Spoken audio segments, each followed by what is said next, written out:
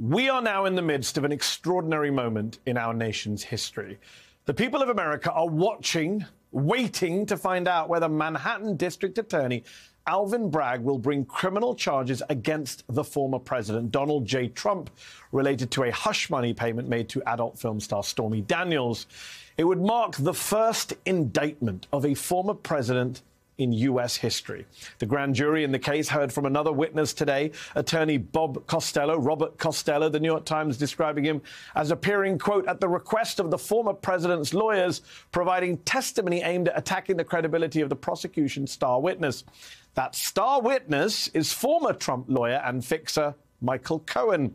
The Times adds that Costello was also once a legal advisor to Cohen when he was facing a federal investigation into the hush money payment. Following his appearance, Costello spoke about what he told the grand jury. Michael Cohen told us that he was approached by Stormy Daniels' lawyer, and Stormy Daniels had negative information that she wanted to put in a lawsuit against Trump. So Michael Cohen decided on his own, that's what he told us, on his own, to see if he could take care of this. So he sat with the lawyer for Stormy Daniels. They negotiated a non-disclosure agreement for $130,000. He went to jail, and now he's on the revenge tour.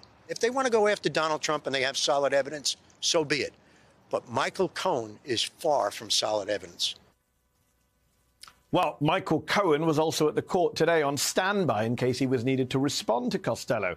He was never called, but he did tell my colleague Ari Melber that Costello's claims were false. It's absolutely not true. I don't know what conversations he's referring to. He's making up so many stories here because he's playing to a party of one. He's doing what everybody does. As all of this plays out, New York authorities are preparing for the possibility of an indictment.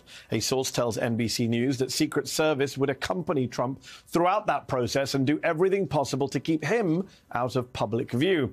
House Republicans are watching this closely and have, of course, rallied to defend Trump while tearing into Manhattan DA Alvin Bragg. Today, Congressman Jim Jordan implied, without any evidence whatsoever, that there were political motives for Bragg's investigation.